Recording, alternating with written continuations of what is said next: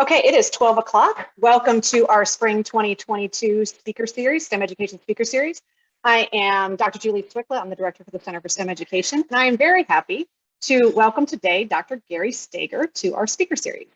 Since 1982, Gary has helped school educators around the world embrace computational technology as intellectual laboratory, vehicle for self-expression, and window onto the world of possibilities for amplifying the potential of each student in preparation for an uncertain future. And aren't things more uncertain now than really ever, right? All of his work is rooted in the Piagetian notion that knowledge is a consequence of experience. His activities with teachers and students are guided by a focus on learning by doing.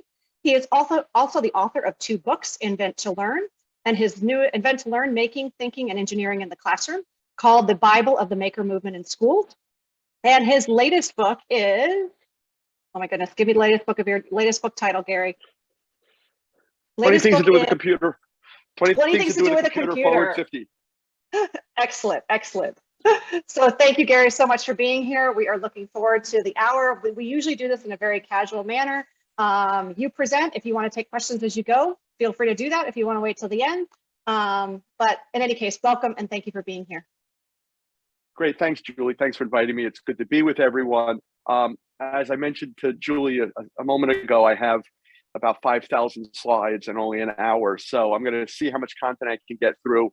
If for some reason I say something that's completely outrageous or you don't understand or you want me to slow down, you can interrupt. But otherwise, we can take some questions at the end. And you have a lifetime guarantee of access to me to follow up after the presentation. Let me see if I can share my screen. And here we go. So ostensibly, I'd like to talk on the theme of putting the C back into STEM education, which is kind of playing with the idea of STEM, but you'll see why in a moment.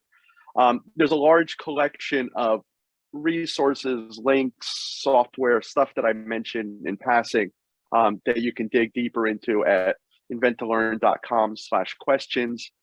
And as Julie mentioned, I'm the author or co-author of 2 recent books, Invent to Learn, which has now been translated into 9 languages, and 20 Things to Do with a Computer, Forward 50.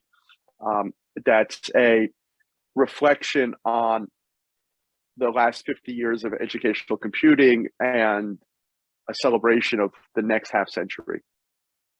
What I'd like to do is begin with some major principles that kind of provide the foundation for all of my work, and then specifically go into the STEM stuff.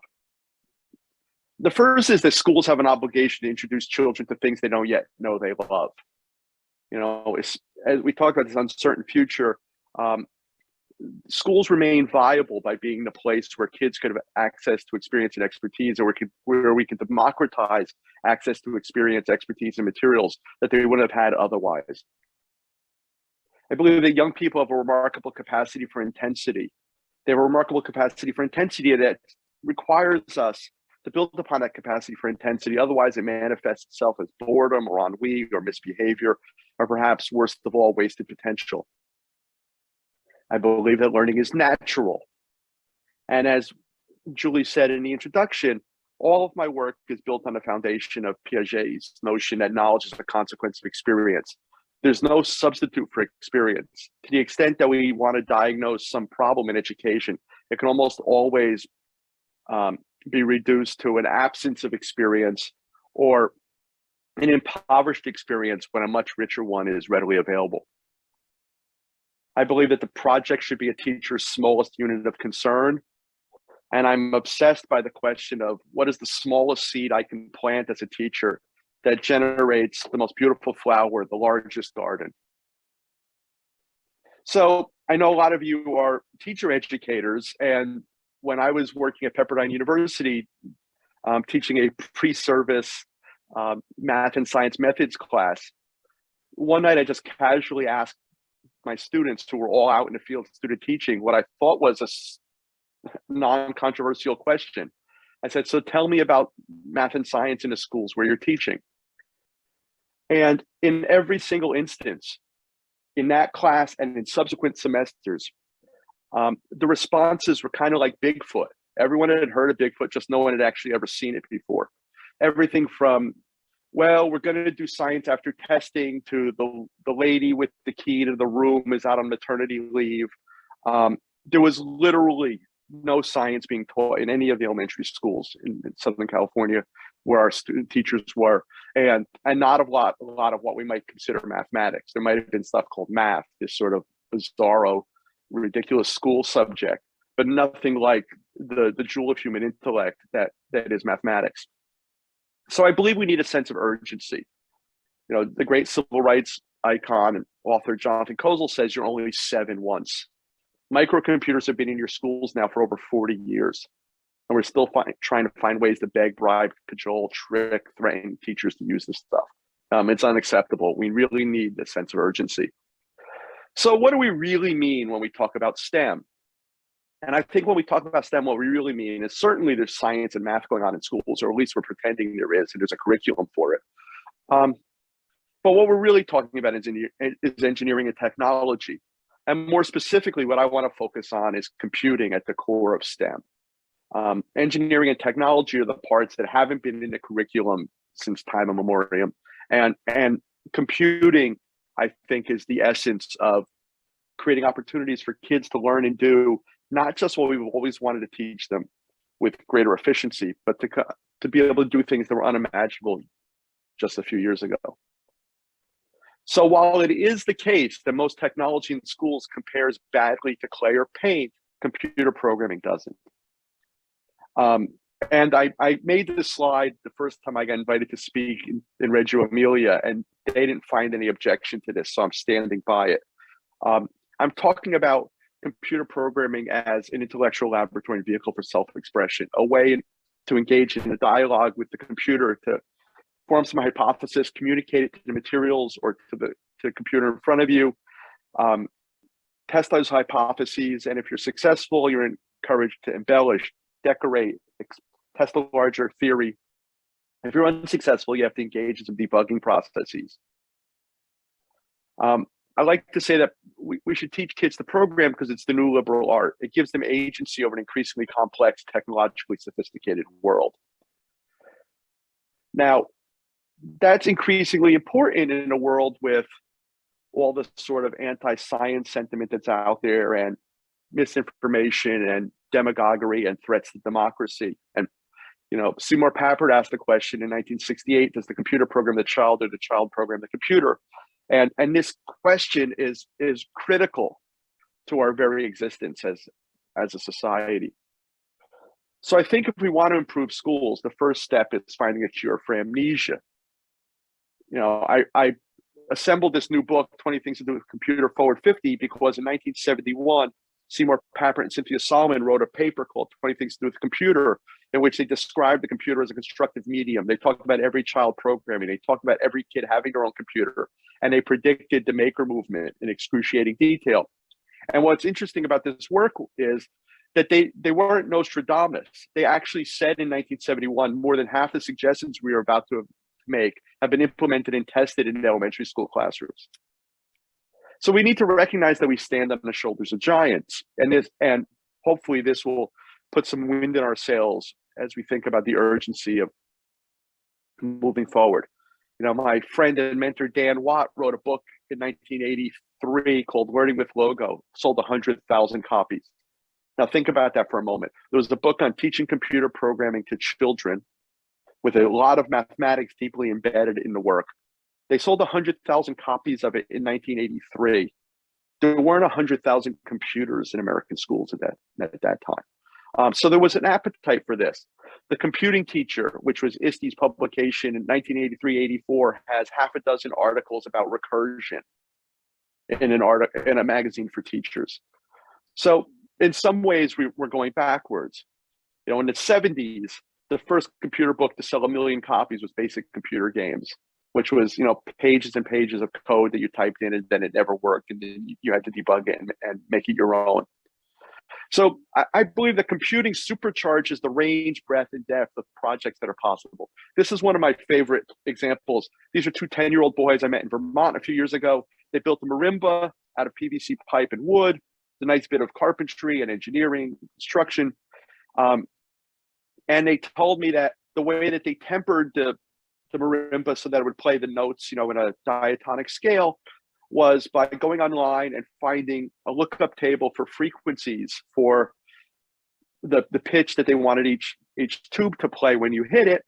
And in order to figure out how long to cut the tube, they found a formula for using the frequency you desired and the diameter of the tube, and then you could compute how long the tube should be. And they said, well, we were capable of doing that math, but we weren't sure our classmates were, and we wanted them to participate as well. So they wrote a program in Scratch that asks you, what's the note you want, what's the frequency you want to reproduce, and how fat is the tube? And then a Scratch program tells you where to cut the tube. And what I love about this example is that when we think about computer programming, we almost always think about it in terms of the artifact, the output being a computer program.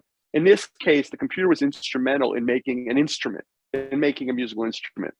And after these kids had demonstrated the marimba and played it for hundreds of adoring adults who told them how clever and beautiful they were, I snuck up behind them and I said, hey, this is about music, right? And they said, yeah. And I said, well, I looked at this page of lookup tables you printed out, and you have to type 440 in. And how come I can't say F sharp?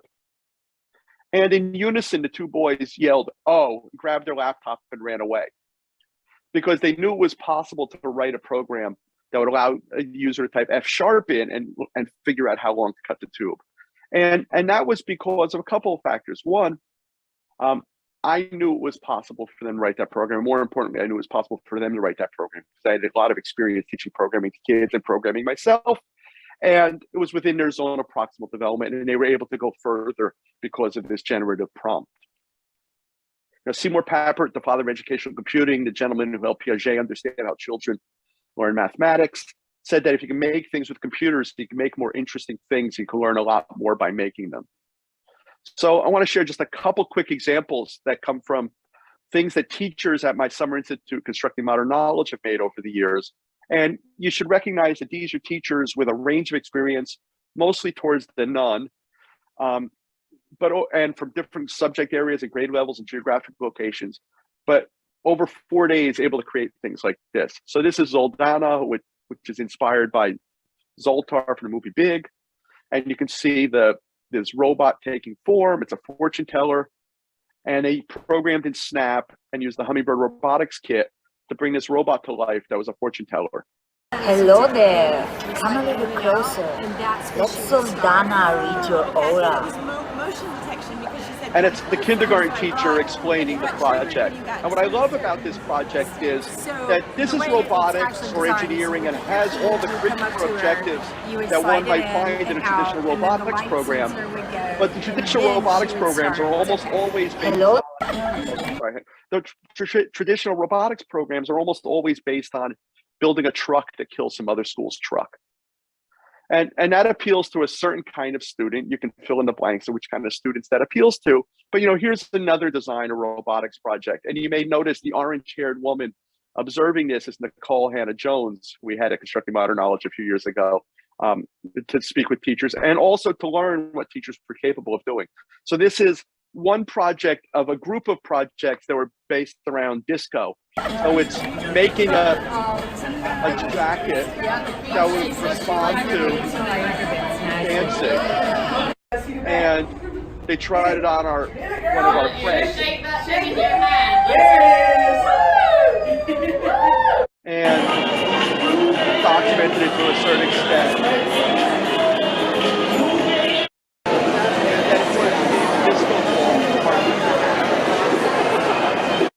And a floor that can light up in all sorts of patterns and pulse to music. And they thought it was very important for it to be portable, so the floor actually folds up on itself. But again, all the sort of curricular objectives that you might want from any sort of engineering or robotics program is embedded in this kind of whimsical project of making disco accoutrements. A group of teachers about 4 years ago decided they wanted to make Schuber, and Schuber was a system where when you click the heels together on your shoes, a taxi is called. And this wasn't some sort of science fair trifold board where you speculate that this might be possible in the future. This was something they did because the API was available to play with Uber's system, and you could actually call a cab by clicking your heels together. Now, the good news is we can make all sorts of things with bits and atoms, but we left the bits behind again. For some reason, even in the wonderful stuff that's happening in maker labs or maker spaces or fab labs, the computation is often lagging. So I'd like to choose to talk about math a little bit and some examples of what I think we can do about this. This is Stephen Wolfram, arguably the world's most significant mathematician, scientist, computer scientist. Google him. He's sort of, kind of heavy. And he's been saying for the last couple of years that for any discipline X, from archaeology to zoology, from art to chemistry to physics to genetics to music to architecture, there is now or soon will be a branch of that discipline called computational X. And computational X not only represents the vanguard of that discipline, but for those of you who care about crass things, probably the more lucrative branch of that discipline. And yet math education is a major impediment to progress. No pedagogical innovation of the last century has had any impact on mathematics instruction. And as Seymour Papert taught me, the problem with this isn't just feeling guilty about the fact that there's this giant chasm between mathematics and this thing called math, and that the best tradition, all of our great knowledge about progressive education and learner-centered education and constructivism has had so little impact on mathematics instruction. What it ultimately means is no matter how groovy, no matter how Reggio-inspired, Montessori-influenced, constructivist, constructionist, personalized the rest of your school is, there's that part of the day or the school week where coercion is reintroduced into the system. And that coercion is ultimately corrosive of everything else that you're trying to accomplish. A radical organization called the National Council of Teachers of Mathematics in 1989, so that's 33 years ago, said that 50% of mathematics has been invented since World War II as a result of computation and the social sciences demand for number. And yet, all this sort of visual, malleable, experimental, these different forms of mathematics, of cryptography and chaos and number theory and cellular automata and topography that kids could be modeling and playing with and experimenting with and creating with are left for postgraduate study. They're the dessert you get after 12 years of asparagus. And a lot of my work is about providing those sorts of rich, exciting, beautiful mathematical experiences for kids today. A couple of years ago, at back to school time, I took a photo at Staples and I posted on Twitter, just simply that photo and how is this still a thing? The display of graphing calculators that we're still making kids spend $100 on. You know why graphing calculators have sold billions of dollars in units over the last 4 decades?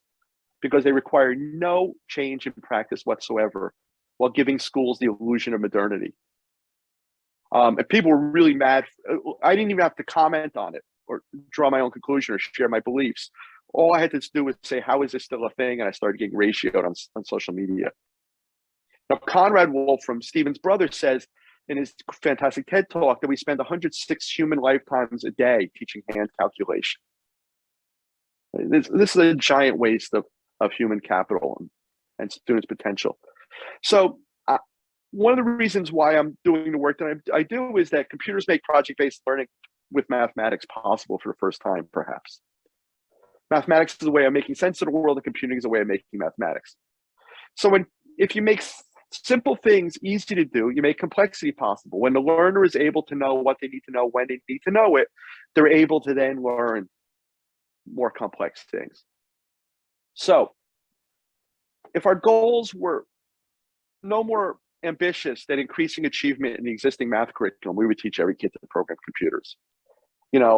I go into classrooms all over the world where I see that angle poster on the wall, that has the types of angles on it. And I often think to myself, first of all, who's reading that? And second of all, the kids haven't had any actual experience with angles, so they probably have no actual concept of it. And all they're learning is some more vocabulary. I observed a veteran teacher in Los Angeles give a 43-minute breathless lecture on absolute value. And at the end of the lecture, I asked her, and what would they use that for? And she thought hard for a moment and said, I don't know, maybe 7th grade. Well, it turns out absolute value has no application whatsoever in the paper and pencil world. But it's incredibly useful if you're trying to get your rocket ship to land on your planet in a video game that you're programming, or you're trying to teach a robot to navigate unfamiliar terrain. There are a million and one cases in a computational world where concepts like absolute value and angle become something you use, something you deploy in service of a larger project. So last year, I did a bunch of work with the state of Alabama, helping them think about what computer science for children could look like. And I ran a traditional workshop for a lot of educators. And then I ran a course, kind of a train to trainers model over a semester. And I suggested that they let me teach a class of kids in order to show them what's possible so they could see through the eyes and the screens and the kids of their own students what they were capable of doing. And, you know, the technology was primitive. I was being zoomed into a classroom. The kids would have to hold their laptops up to the camera for me to see their work because I wasn't allowed to see their screens and they weren't allowed to talk to me and all kinds of, you know, school nonsense, you know, nonsensical obstacles that I'd overcome. And yet the kids were able to do remarkable things. So what I want to do is, and I've never done this before, I prepared it especially for you. I want to spend a couple of minutes going through one particular activity that I did with these kids. I had this idea that we should do something with coordinate geometry. You know, that's like in the curriculum, right? And it was an opportunity to learn some computer science. And we were using a version of Logo called Links that's procedural and quite English-like, and you can read it. And so I gave the kids a list of coordinates like you see in the first column there. And then I showed them how you could write a procedure that asks the turtle. The turtle is this metaphor for yourself that moves about in space. And as it moves about in space, it drags its pen and leaves a trail. And in this case, it was lifting its pen up until it got to the position you wanted it to go to. And then it put a dot on the screen. And in order to prepare for this, from my perspective as a teacher, I went on Amazon. I bought like $60 worth of coordinate graph art books, sight unseen. And boy, do they suck. Just like most of these teacher materials, they're incredibly impoverished and misguided. First of all, very few of the drawings had a continuous shape. They had shapes inside of shapes, which is great if your goal is coloring, which, as we well know, is popular K-12 in almost every subject area. But I wasn't so interested in coloring. I wanted the kids to explore some mathematics and computer science. And the second thing I discovered was all of the examples were in the positive quadrant, the top right-hand quadrant. So the immediate question is, if you're teaching coordinate geometry to kids and you're not using negative coordinates, why are you bothering? You know, what's the point of this in the first place? And then I also had this problem, which was, now what do I do? Because I want to use the whole axis. Well, so because I wrote a program quickly in the same software that the kids were going to use that took my list of points and subtracted 10 from the X and Y so they could slide across the axis, right? But the kids then wrote their procedure to plot the points. And when they ran it, they got something like this. That tiny little image appeared on their screen. Now we've got some neat phenomena, an aha, and something that irritates them a little bit because it's too small. Okay, so what are we going to do about it? Make it bigger. How are we going to make it bigger? There's no knob for making it bigger. Some kid says math. Okay, what kind of math? They have a little bit of discussion, and this is going on boom, boom, boom, boom, boom, boom, very quickly. Someone says multiply. I said, multiply what? And we have a discussion of, they decide on both numbers. I said, by how much? And they say 5. So now I say, okay, now go into your procedure, and we're gonna go line by line, just orally. I want you to multiply all the original coordinates by 5. And of course, the class is going to end in 2.5 minutes, and I'm going to lose the kids for a week, and you know all that other crap that we deal with in schools on a regular basis. And then have the audacity to drug kids for attention deficit disorder when we never let them actually finish anything or get a question out or check for understanding. And the kids are yelling, 5, 15, 5, 15, 10, 10, 15, 10. there were kids literally wiping their brow and sweating and saying, I've never done this much math in my life. Now, this wasn't, 50 multiplication problems in 2 minutes because someone said they should. It was because we needed to get something done that mattered to them. And sure enough, when we wrote a procedure called chicken or foo or whatever, and we ran it, now the chicken was more pronounced because we magnified it by 5 times. Well, but now maybe we want to generalize this a little bit, and we want to be able to use any set of coordinates. So if we have a different set, because if you remember back here, I had another list in the 3rd column, another list of coordinates for them to try. So skip that. So now I showed them a little helper procedure. We did a little aside where I showed them how it worked. If they completely understood it, great. If they didn't, that's fine. They will eventually understand it. And then you could graph by typing lazy chicken, and it'll draw the chicken again. And you might notice there's a little line now in its head, which is a cosmetic smudge, but that might annoy some people. So it's an opportunity for some debugging. And Papert said in Mindstorms, the question about a program is not whether it's right or wrong, but if it's fixable. And a sort of developing debugging skills and a sort of mindset towards debugging is incredibly useful in a variety of contexts and domains. So the procedure kind of looked like that, which is a jumble of stuff. But if you see that list of coordinate points, we could replace those with any other coordinate points, and lazy chicken would then draw them. Well, what's the next thing we might want to do? Well, we might want to vary the size of it. So now we might want to have an input variable that allows us to type super chicken and a value, and it will draw the scale. It'll draw the chicken at that scale. Clear the graphics, make a larger one. You get the general idea.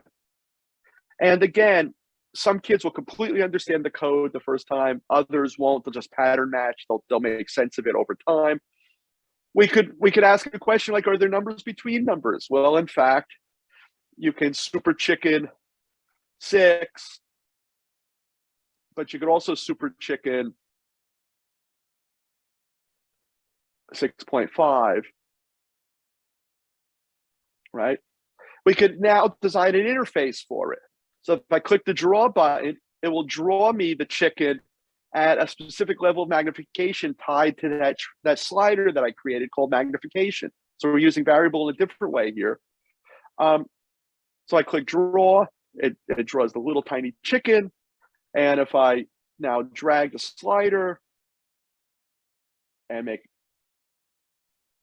at a magnification of 19, you get that. And oh my, what would happen if I go below 0? And you could predict or wait and see the result. And that sort of leaves some kids gasping. And now we could talk about negative scale. And that can lead to translation, rotation, and reflection. And so there's the mathematics there, but the computing behind that is universal. It's a trope that's used over and over again. It's a form of list processing that's used in encryption codes and cryptography, in art and media computation, in data analysis and manipulation, in AI, in music composition. If I have a list of pitches and durations that form a melody, can I transpose them? Can I play them backwards? Can I play them twice as fast? Can I play them twice as slow? And can we perform those calculations over that body of data to generate music? So another set of examples using Turtle Art, which is a free web-based, beautiful, elegant, small subset of the Logo programming language designed to create beautiful images. And Turtle Art allows you to communicate mathematical ideas to the computer through blocks on the screen, kind of like Scratch, but it doesn't have animation and you can't create quizzes or video games in it. All you can do is make beautiful images. And his teacher, Kate Tabor, who was a middle school humanities teacher from Chicago, came to Constructing Modern Knowledge a number of years ago, and she had just been on a vacation to Spain, and she had photographs of Islamic tiling patterns. And she wanted to see if she could recreate those Islamic tiling patterns in Turtle Art. And this would create the basis for a wonderful interdisciplinary unit for her students that combined art and math, history, and language arts, computer science. And she struggled for a few days to create the patterns until Cynthia Solomon, who was on our faculty, walked up behind her and whispered, "Have you considered line of symmetry?" Which something we were all taught, but nobody stays taught because you don't use it for anything. And voila, she was able to create all these kinds of patterns. Another participant, Josh Berker, who had been a graduate student of mine, saw this and decided to do a similar activity with fourth graders. So the kids programmed patterns in turtle art. They then cropped the images, converted the file format. And if you don't understand what this means, it doesn't matter. Some programs use different file formats than others. And if you want to know how to convert one file format to another, Google convert this to that, and it'll tell you how to do it. The reason why he wanted to do that was he wanted to open those patterns up in software like Tinkercad, which is 3D design software that would allow you to take a 2D image and extrude it to make it 3D. Well, why would you want to do that? Because then you can send it to a 3D printer and make these lovely cookie cutters that could be used as a Christmas gift or to bake cookies in class. Or if you give the kids, or Play-Doh, or if you give the kids ceramic clay and squares of the clay, they could stamp their mathematical designs into the clay. You could fire them, hand paint them, and create these beautiful mosaic tiles that could be used in the entryway of the school or as a footpath through the garden or sent home as a trivet. And what I love about this activity is three things. One is it goes from digital to analog. It goes from something on a screen to something you can hold in your hands. The second is it goes from mathematics to art. You couldn't create anything that complex or that beautiful without expressing mathematical ideas to the computer and without engaging in conversations and debugging along the way. Some of you might remember having a math teacher who had an Escher poster yellowing and hanging in the back of the room. And if you ever inquired about it, they would say, "Oh, there's math in that." But it never really made any sense to you. Here, you had to use math to make this art. And the third thing that I love about this activity is that in the minute it took me to share it with you, you know how to do it yourself, which is kind of the essence of a great project that has this seed that's been planted that allows you to take it in all sorts of directions. So I met a teacher in Bogota, Colombia, who said she had been in a presentation of mine and she took turtle art home to her kids, and they got the idea that you could design slow feed dog bowls using the software. Now, I was unaware that after millions of years of evolution, dogs need to eat slower. And the way that we make them eat slower is by pissing them off with these bowls you can buy. And this teacher told me that her 11 and 8-year-old had these incredible conversations about geometry, trying to design these slow feed dog bowls. And the experience was so rich, they actually convinced the local Amnesia to start doing things like this, which is that's the biggest win ever, right? I mean, Mathnasium is the opposite of mathematics. It's certainly the opposite of childhood or love or play or whimsy. Where do you get ideas for projects? I find them everywhere. I was on a walking tour of the Soho neighborhood of London, and hundreds of years ago, before people had street addresses, rich people had fan lights, these semicircles above their door with ornate glass and iron patterns in them.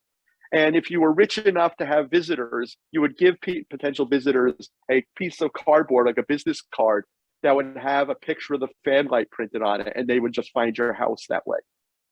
Now, isn't that kind of neat? And it's kind of historic and stuff, but obviously you could use turtle art for things like that, or to create, less abstract, more literal drawings. Or, we want to make art of polka dots. It's sort of hot in interior design. We can make rows of colored dots. What sorts of patterns do we want? Maybe we want all monochromatic, maybe they're diagonal, maybe they're of different sizes, maybe they're random. That from the simple prompt, kids can bring their own sense, their being, their own mathematical understanding. And then as something is successful, the process is generative and inspires them to try something else. So maybe they don't have to be circles at all. They could be splashes or splots or blots of some sort.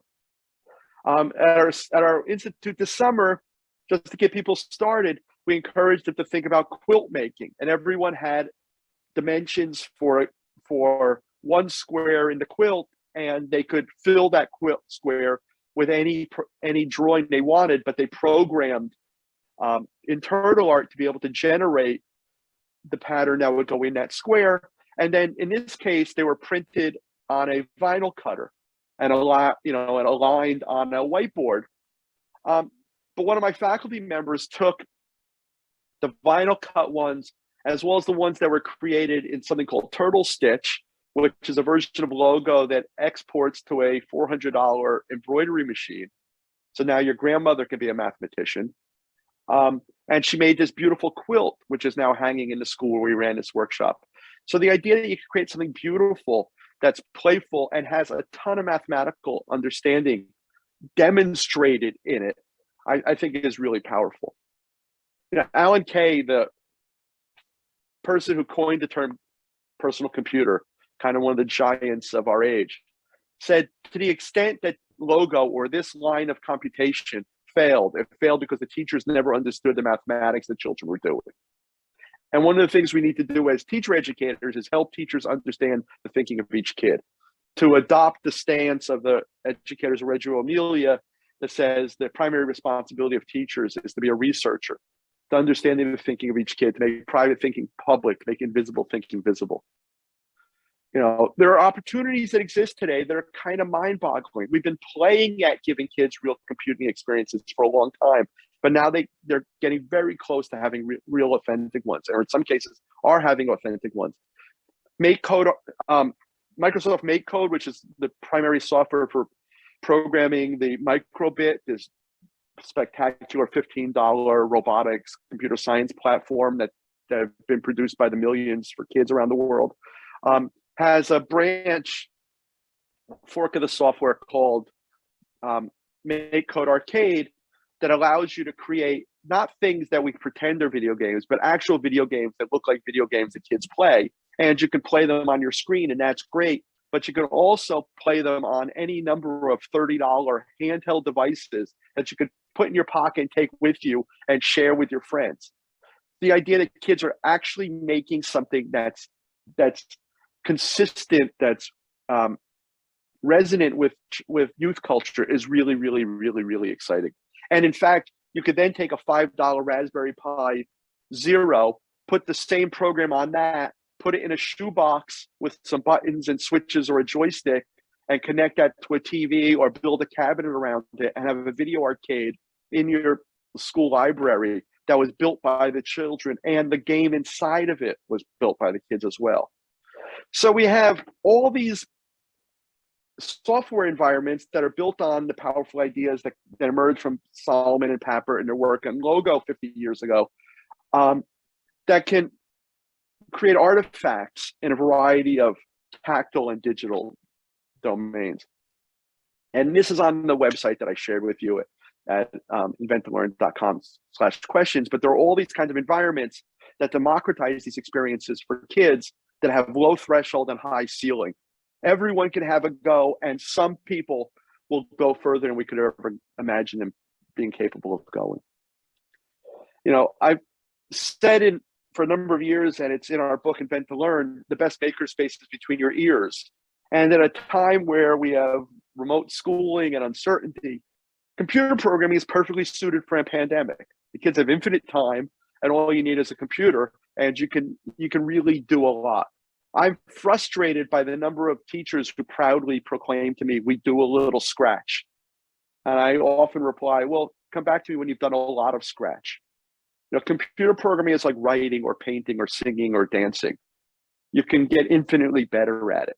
And the goal is for kids to be able to invent things that none of you have ever conceived of before, to solve problems that our imaginations were incapable of anticipating.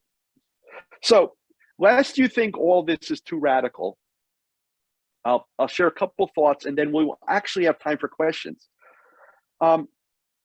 Let's talk about some of the low-hanging fruit, some of the things that we can and should be doing that we're not, and yet sometimes we breathlessly talk about in terms as if it were science fiction. Papert talked about, schools suffer from verbal inflation. I gave a keynote last year virtually for a conference in Barcelona on innovation and education, and my keynote was called "The Case Against Innovation." I think innovation is the wrong goal with perverse incentives. How about if school is a place where you could become good at something, and something could be an X, a variable. I'm not concerned with what the X is, what X equals. I'm concerned with creating an environment where kids can become good at something. So, when the web came into schools, and we're still talking like this, people said, well, someday kids may be able to talk with NASA scientists. And I know that a lot of you are doing work like this. And I know Julie is doing terrific work around kids having authentic science experiences, even virtually, by sending out kits, by talking with experts, by having access to expertise. But man, not a lot of kids are. Not everyone is. We haven't democratized this. We haven't made it possible. If you tell me the kids will be able to talk to NASA scientists, I want to know if they have an email address provided by the school. I want to know if they have their own computer they can use so they can communicate when it's convenient to the scientist, not when it's period 7. And during the pandemic, I gave some talks along these lines. And I talked about Stephen Wolfram earlier. Imagine if not only could you talk to NASA scientists, but imagine if you could talk to Stephen Hawking or Sir Isaac Newton or Aristotle, or Jonas Salk. Stephen Wolfram's probably all of those. He's not an immodest gentleman, but you wouldn't expect that of someone who was a MacArthur genius at 19 and had a PhD before that, and has kind of created the tool that every mathematician and scientist and engineer in the world is using, Mathematica, and has announced that he has a new fundamental theory of physics. And in case you don't believe him, he's provided the tools for you to follow along and test it yourself and contribute and engage in science. But he's also, throughout the pandemic, been engaging kids in Ask Me Anything sessions where he just goes online for hours at a time and talks to interested kids about anything they're interested in, and where they can work alongside of him. And this is a phenomena that isn't limited to science or mathematics. Before he passed away during the pandemic, Chick Corea turned on Facebook Live every day for 2 months and practiced for an hour in front of anyone who caught it. There are musicians and artists and authors and scientists and historians who are generously giving of themselves and sharing their knowledge with anyone interested in co-creating with them. I just yesterday went on YouTube to get the screen grab. On February 11th, Wolfram conducted his 81st Science and Technology Q&A for kids. 81 of them. Any one of them is more science than a kid would get in 4 years of high school, and could lead to a life of exploration. And let me share just one more example, because this isn't just watching TV, although watching TV is good if the TV is good, right? I found this YouTube video that's a coronavirus data exploration looking at the spread of coronavirus, of the SARS COVID-19 variant. And this was a online live coding session that Dr. Wolfram offered for anyone, particularly kids, who was interested in engaging in it with him. He provided the tools and worked alongside of them. And if you notice the date, it was February 10th, 2020, about a month before the United States was talking about coronavirus. Now, it would be ridiculous for me to say that if a lot of 7th graders were doing this work, we wouldn't have had 1 million Americans die. It's not ridiculous to say that if we had a lot of 7th graders doing this work, we wouldn't have as much susceptibility to misinformation and so much anti-science sentiment, right? That it might have actually changed some minds and provided a point of view on understanding what's happening in the world. Now, I've been saying when I look at these pronouncements that we're going to teach K-12 coding, and you see we put if in 2nd grade and then in 3rd grade, and we say the kindergartners will know what an algorithm is and identify binary, I was programming computers about 25 years before I understood binary. I was in my 30s. I was driving in a car one day. I thought, oh, now I get it. And that was the last time I actually ever used it for anything. And there's this remarkable lack of humility and arrogance that suggests that we can invent a K-12 curriculum that we can't even define, and very few of us have any actual experience with.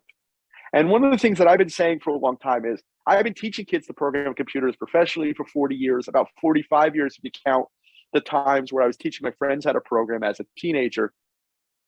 And I really don't know what kids are capable of. And we need to engage in an excellent research project if we want to create curriculum where we actually work with kids and teachers so we see what's possible. And I said this a couple of weeks ago in an online discussion about my new book, 20 Things to Do with the Computer Forward 50. And the great Cynthia Solomon, the mother of educational computing, co-creator of Logo, and the author of the original 20 Things paper said, oh, no. We know exactly what kids are capable of doing. We know that kids are capable of surprising us.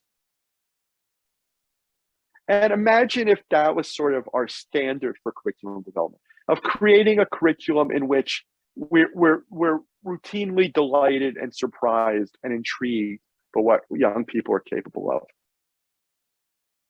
This is my grandson, Theo. He just turned 6, but these screenshots were from June of last year when he was 5 years old.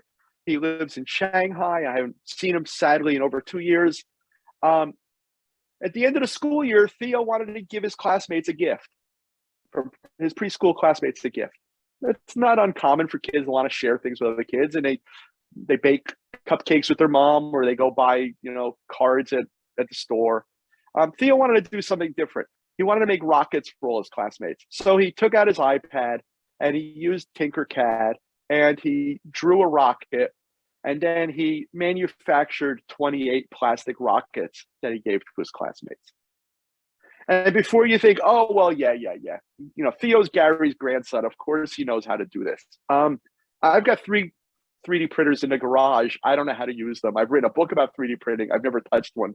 I don't know how to do this. And I haven't seen him in 2 years. And his other grandfather got him the 3D printer. This is just what 5-year-olds can do today. And if 5-year-olds are capable of engaging this sort of computation and engineering, then they come to us with these remarkable gifts that provide a platform on which we can build and take them in directions they wouldn't have been able to go on their own. So I thank you for the time and the opportunity to speak with you, and appreciate the work you're doing on behalf of children and teachers, because if we won't stand between the kids and the madness, who will? And I'm going to stop sharing and be happy to answer questions and such. So let me see if I can figure out how to stop sharing, because my mouse is gone. There we go. Okay, thanks, folks.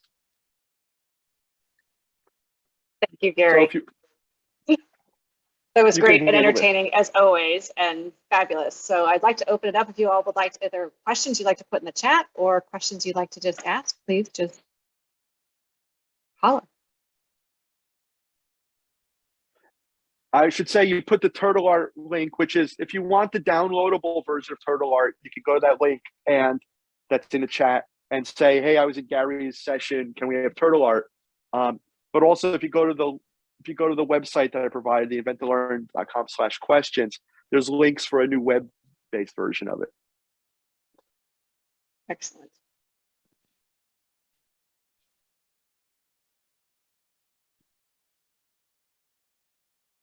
And I'm also putting up a link for a set of resources that I created related to Wolfram's software, which I only have a rudimentary understanding of, but I think has remarkable potential, and a lot more people should be playing with it.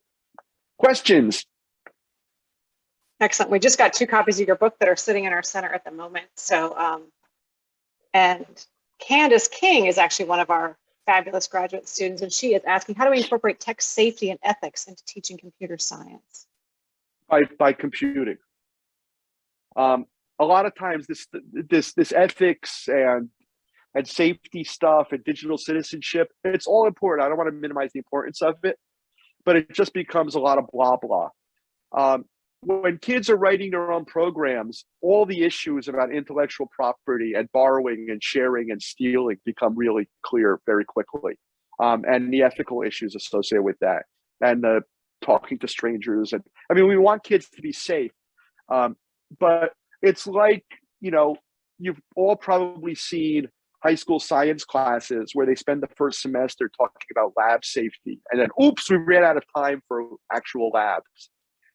You should embed the meta issues within the actual experience. Someone said, how do you talk to students and teachers about the power of struggle and making mistakes? I think what we don't do is we don't talk about failure. I don't think failure is virtuous. I don't know how it's possible to inspire and threaten kids with the same word. Failure is judgment. Failure is something toxic that's in abundance in schools. Now, so how can we talk about this? One of the things Papert said in my work with him was that the best projects push up against the persistence of reality. The best projects push up against the persistence of reality. In other words, shit happens. Okay, we'll try something else. Or boy, you know, sometimes when I'm teaching, I'm like, boy, that really stunk up the room. See you tomorrow, we'll do something else. Or we need to debug that program, or we need to find some other solution, some other way around this obstacle. I think in the broadest sense, we need to lower the stakes and remove coercion and competition from the classroom. Competition has major prophylactic impact. And you know, when I was teaching graduate students, I used to say, why do you care what I think if 25 of your classmates are continuously providing feedback and responding formally and informally to your work? Why do you care what I care? What I think about it? And it would often take them a really long time, sometimes a year or two, before they trusted me and believed that. And the sort of sister question that I often get asked to Rachel's question is, what about the kids who just want to know the answer, or they don't want to work on a project, or they don't want to mess about or tinker or muck about? And I diagnose that as a trust deficit. Those kids are good at school, and they think that anything that doesn't look like their traditional school experience is an opportunity to trip them up. And you really just need to model for them, demonstrate, break the mold, break the pattern, and show them that, no, we want to be engaged in authentic, playful, serious endeavors that aren't dependent on, you know, a grade or a cookie being dangled at the end of the experience. Same lines, can you talk a little bit more about competition? Because you were mentioning that with the robots at the beginning, and I know I have seen that with lots of activities I've done, in particular with girls, with women, and with underrepresented minorities who are trying to feel a sense of belonging. And yet Vex Robotics and these robotics competitions are very much built around that. Can you just talk a little bit more about, I don't know, any ideas around those concepts? Well, I've thought at times about creating an alternative to that stuff, and maybe we could write a grant together, but that where it's explicitly about beauty and whimsy. And I mean, I took out of this deck, I could maybe find it if you're desperate to see it, but one of my favorite projects ever was a teacher at Constructing Modern Knowledge who decided she wanted to make a animated Marie Antoinette wig. And she made this like 2-foot high bouffant out of carefully cut paper, folded, and there was birds that flew around in it and bees that shot out of it, and music that, you know, chirped that when you bent your head. And all the objectives of those other competitions were embedded in this thing that was an absolutely beautiful work of art that was meant something to her. There's a growing body of research, as you well know, that competition has prophylactic impact, particularly on girls and underrepresented groups in their participation. And the better way to think about it is, why is it necessary? You know, what was great about the maker movement was you could go to a maker fair with 150,000 people sharing what they had done with one another, and there were no trophies. There were just people doing things they were proud of, and they were happy to share their knowledge with one another and inspire and challenge each other in a friendly way. Why does there have to be a winner? Why do we have to have this zero-sum process? I was in a school where they introduced me to this group of half a dozen fifth grade girls who had just won a competition to make an app. And their app was pretty good. They crushed all the other kids in the state and made it the best app. I had no beef with their app, except that I asked the kids 2 questions, and their responses really startled me. The first question I asked was, "What else have you made?" And the kids just stared blankly at me. And then the second question I asked was, "And what would you like to make next?" And in unison, they all turned to look at the teacher for an answer. That doesn't happen in the sort of generative activities that I engage kids and teachers in, where if you show a kid forward and right and then shut up, they immediately have something they can try with the turtle, and that leads them to a billion other things they can try. And then someone looks over their shoulder and says, "Hey, that's cool. How'd you do that?" And someone else is doing something on the other side of the room. And you have the collaborations through the air that my friend Yasmin Kafai talks about. That's the phenomena of something happened period 1 on the east end of the campus, and period 2, it's happening on the west end of the campus, because kids actually talk to one another. And they peek in the window when they go to the laboratory. So the competition's unnecessary. And if this may shock you, the US is pretty good in this regard compared to everywhere else in the world. If you go to Europe, Eastern Europe, you go to Asia, it's unbelievable. You can't do anything in a classroom without there being, a trophy from the king or the president or the governor or, the PTA or something. So, what do you gain from it? I think there's an awful lot that you lose. No, for sure. I'm sure Dr. Anna Wan runs our Eagle Maker Hub, which is makerspace on campus. That's a public makerspace. She does a lot of teacher training, outreach with schools, et cetera. So I'm sure she would love to have you come visit. Absolutely, she's doing some really amazing programs. I'm proud Questions of from the fact anyone? that I'm proud of the fact 2 things. One is, I began teaching kids the program 40 years ago, and I started one of the first camp programs around programming. And I always had an equal number of boys and girls participating because we always made it optional. Everyone had the experience, and then if you wanted to keep doing it, you could come. And we created an environment where it was comfortable and safe, I guess, to do that. And one of the interesting historical footnotes that gets overlooked when we talk about one-to-one computing is the first school in the world where every kid had a computer was Methodist Ladies College in Melbourne, Australia. I had a great deal to do with what they did with computers, and they used computers to program across the curriculum, and it was indeed a girls' school. That was in 1989, 1990.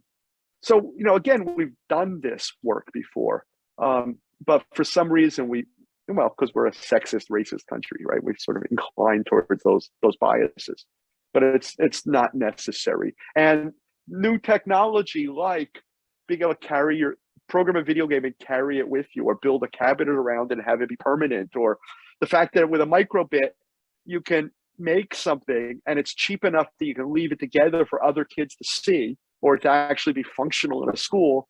So maybe there's a microbit outside that's reporting the temperature, and there's a sign inside the school that says whether you should wear your coat at recess. You can make that thing and leave it together. It is really exciting. And the fact that you can, not only embroider geometry and deal with all the mathematics behind that, or use beetle blocks to program in 3D and send that to a 3D printer and make a vase or something, or a toy with code. But that you can then embed electronics in it, so that the dress that you've embroidered also lights up when the air quality suffers, or when the class gets too loud, or plays music when you move, or moves when you play music. So that there's all these connections that can be made that appeal to all sorts of different senses and styles of learners and personalities. I'll have to send you a picture or a video of Anna's wedding dress, which actually was LED light up, all the different layers. She 3D printed all of the quote unquote lace that was on her dress, and it was pretty fantastic. Yep. Well, Gary, thank you so much for your time. I will send everybody your contact information. If you all have extra questions for Gary and ideas, certainly come and borrow his book. Check out his book at the center. go see Anna and the Makerspace on campus. And we so appreciate you being here. This is just such fun, cool, amazing things you're doing. So thank you so much for spending an hour with My us. pleasure. Really. Thanks. Hope to catch up soon. Cheers. All right. Bye all. Thank you.